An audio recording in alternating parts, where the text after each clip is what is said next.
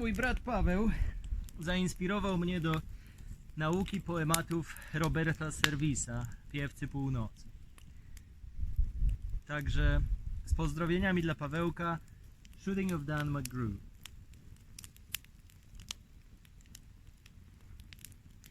A bunch of the boys were whooping it up in the Malamute saloon. The kid that handles the music box was hitting a jog time tune. Back of the bar in the solo game sat dangerous Dan MacGrew. While watching his luck was his light o' love, the lady that's known as Lou. While out of the night, which was 50 below, and into the din and the glare, there stumbled a miner, fresh from the creeks, dog dirty and loaded for bear. He looked like a man with a foot in the grave, and scarcely the strength of a louse. Yet he tilted a poke of dust on the bar, and he called for drinks for the house. There was none could place the stranger's face, though we searched ourselves for the clue, but we drank his health, and the last to drink was dangerous Dan MacGrew.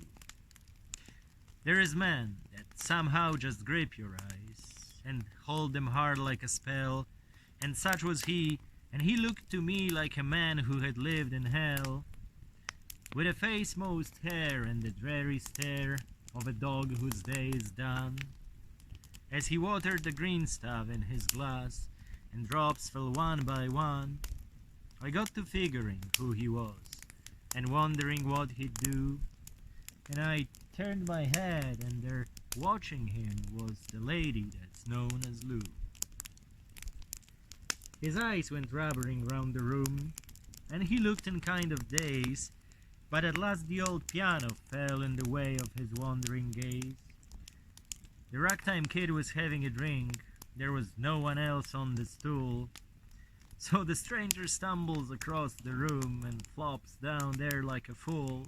In a buckskin shirt that was glazed with dirt, he sat and I saw him sway, and he clutched the keys with his talon hands. Oh God, but that man could play.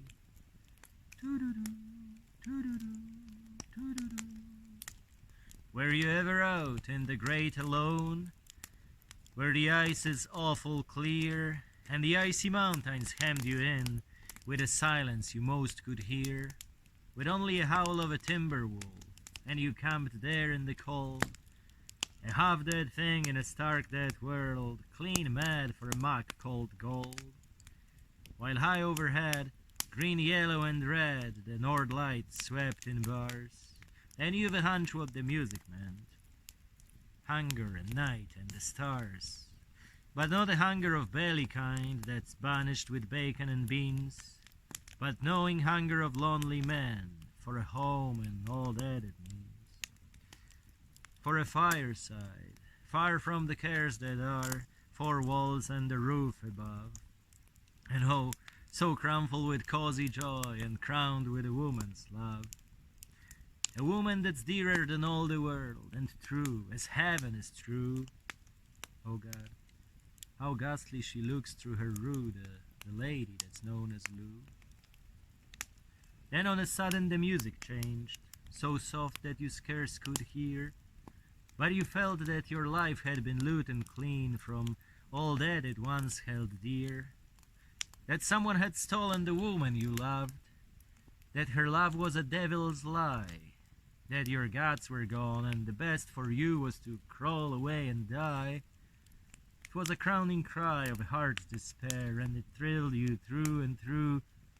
I guess I'll make it a spread misere, said dangerous Dan MacGrew. Music almost died away. Then it burst like a pent-up flood, and it seemed to say, repay, repay, and my eyes were blind with blood. And the thought came back of an ancient wrong, and it stung like a frozen lash, and the lust awoke, to kill, and the music died with a crash. And the stranger turned, and his eyes, they burned in a most peculiar way. In a buckskin shirt that was glazed with dirt, he sat and I saw him sway. His lips went in a kind of grin, and he spoke, and his voice was calm. "And boys," says he, "you don't know me, and none of you care a damn, but I wanna state, and my words are straight, and I'll bet my poke they're true, that one of you is a hound of hell, and that one is Dan MacGrew." Then I ducked my head, and the lights went out, and 2 guns blazed in the dark, and the woman screamed, and the lights went up, and 2 men lay stiff and stark.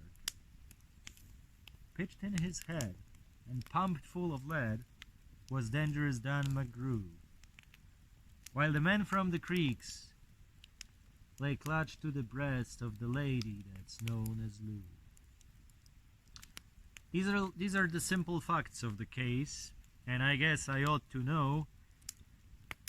They say the miner was crazed with hooch, and I'm not denying it's so. I'm not as wise as those lawyer guys, but strictly between us two, the woman who kissed him and pinched his poke was the lady that's known as Lou.